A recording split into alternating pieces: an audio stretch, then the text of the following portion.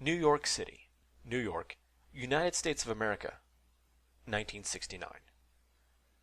The homeless man ran through the alley as if the devil were behind him. He had never seen anything quite like what had happened to the little girl. She had told him that she was dying, but reassured him it was okay. She had told him she knew how to fix that. Before his eyes, the little girl had transformed into a brilliant stream of energy, only to come out of it looking like a different girl altogether. As he ran, a small part of his mind kept wondering about the legend of the phoenix he had read about in the book he borrowed from the library. The man was so preoccupied, he didn't notice the big, blue box materializing off to one side.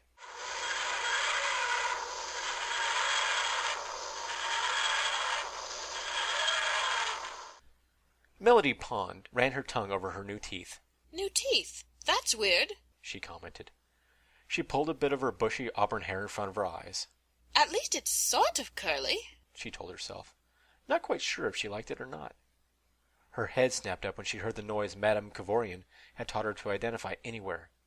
She glanced around for a weapon and picked up a metal pipe that was leaning against a nearby trash can. Melody shifted to the side slightly so her body would conceal her improvised weapon until she was ready to use it. She watched as the door to the TARDIS opened and the worst villain in the universe stepped out.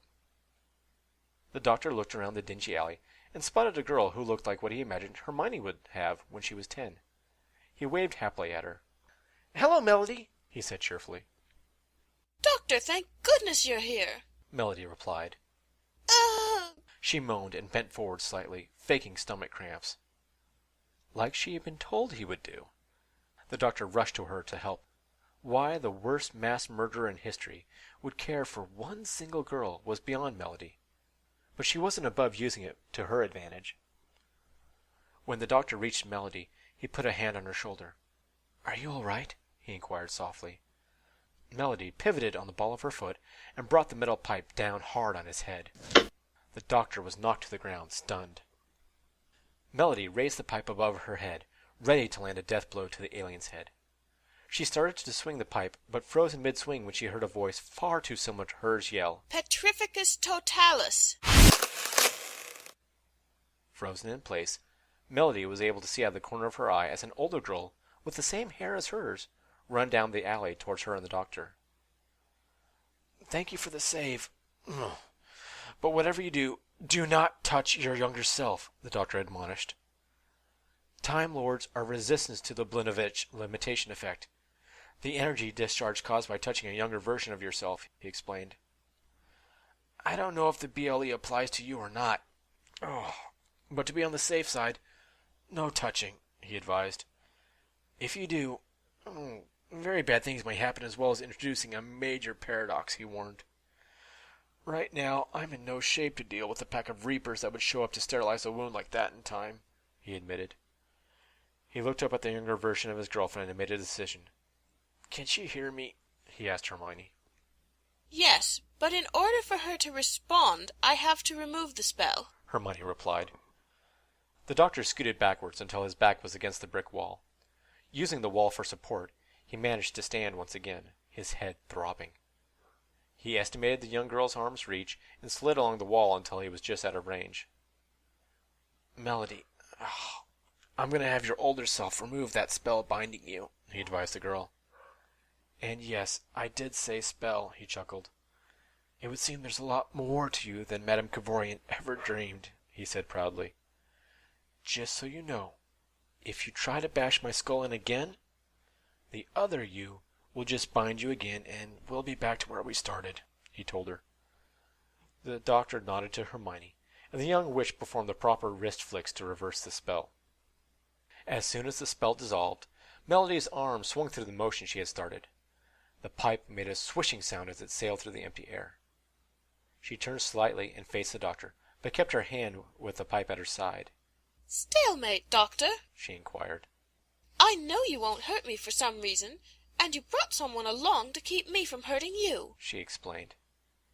"Of course I would never hurt you," the Doctor replied, clearly disturbed by the notion. "I love you," he said, and jerked his head towards Hermione. "Not to mention, you are the child of two of my best friends," he added. Melody clenched her jaw in anger. Part of her wondered if the other girl was fast enough to stop her from clawing the bastard's eyes out for mentioning her parents. She decided against it, and settled for a verbal attack instead. "How dare you speak of my parents, you monster!" she spat. "You killed them at Demon's Run, and would have done the same to me if my foster mother hadn't saved me," she yelled. She glared at the young woman who the doctor claimed was her older self. "How can you even stand to be near him?" she demanded. "What on earth are you talking about?" Hermione replied. "Mother and Dad are fine. They raised me," she informed her younger self. In a stroke of inspiration, Hermione dug out a photo from her pocket that she had magically made bigger on the inside. She placed the color photo of her and her parents on a trash can near Melody, and then backed away to give the other girl room. The photo had been taken the day before her first day at Hogwarts. Melody picked up the photo and looked at it suspiciously. She couldn't see any traces that the photo had been faked. Confusion ran through her. Madame Kovorian had said to expect the doctor to lie and say anything to sway her. But she never said anything about running into herself from the future. She looked into Hermione's eyes and saw only hope, with no trace of hostility. "Can you promise me this is real?" she begged, desperately wanting it to be true. Madame Kovorian had made a mistake while training her perfect weapon. She had used the pawns as a tool to create hatred in Melody, but in doing so, she had created a deep longing to meet them in person. Hermione recognized the look in Melody's eyes. It was the same one Harry got whenever he thought about his parents. "They're alive, and they love me, us, very much," she assured her. A slight psychic push from the TARDIS helped the doctor come up with a plan. "Trust us, and I can give you back the years Kovorian stole from you and your parents," he promised. He didn't need to be in the TARDIS to know that the sentimental old thing was moving the chameleon arch into the control room as he spoke. Hermione spared a glance at the doctor. He met her eyes and smiled. "You were conceived inside the TARDIS," he explained to her. "This caused your DNA to be altered, making you part-Time Lord," he told her quickly. 10 human years equals, he said, letting his voice trail off. "1 Time Lord year," Hermione blurted out, finishing his sentence. She smiled at her younger self, who was looking a little dubious. "Don't worry. His daughter, who ends up being one of my best friends, by the way, did it, and she turned out fine," she said, trying to reassure the younger girl. Melody looked from Hermione to the doctor and back again, trying to make up her mind. She so desperately wanted to believe her parents were still alive that it physically hurt. What swayed Melody was how much affection was in her older self's eyes when she looked at the doctor. "All right, let's do this," she told them. Hermione nodded and waited for the doctor to lead them back to the TARDIS. She took up the rear, not quite trusting her younger self. Once they were all inside, Hermione saw a metal headset hanging from the ceiling next to the control console. It was silver in color and had 3 pads that contacted the user's head. There was a bright red dial on the right contact point. The doctor hurried over to the chameleon arch and made some adjustments for Melody. He turned the red dial to maximum. He saw Melody looking at him suspiciously. "This dial determines how much of your memory and personality from your current life you carry over into the new one," he explained.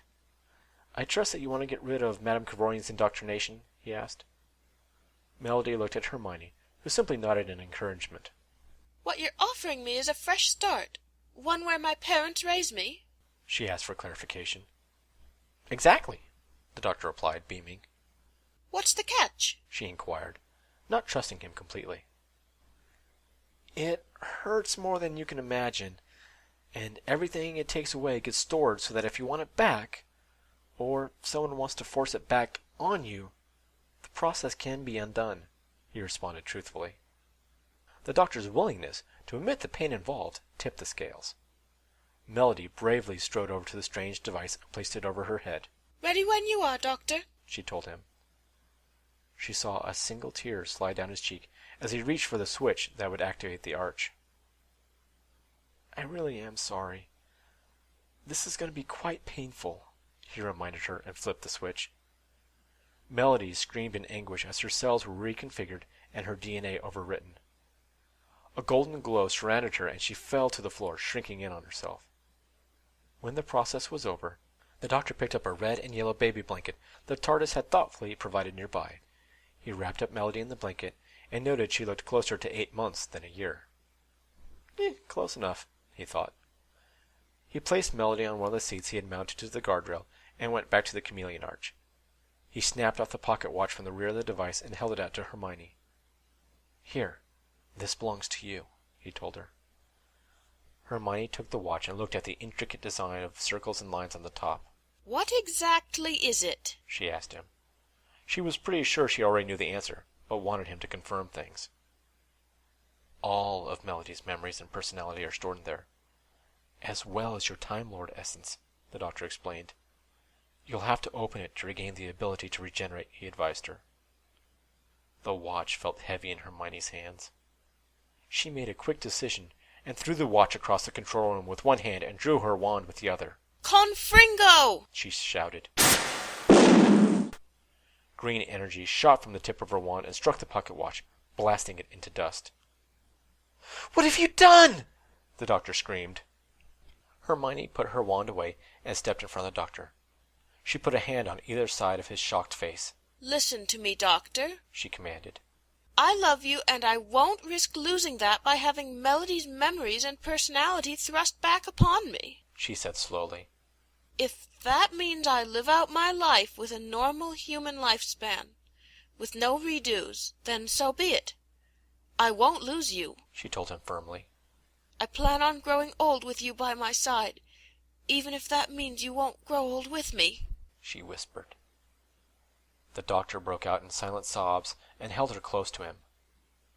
Hermione had no idea he was thinking about a library that wouldn't be built for thousands of years. The library where he watched her die, far from being an old woman.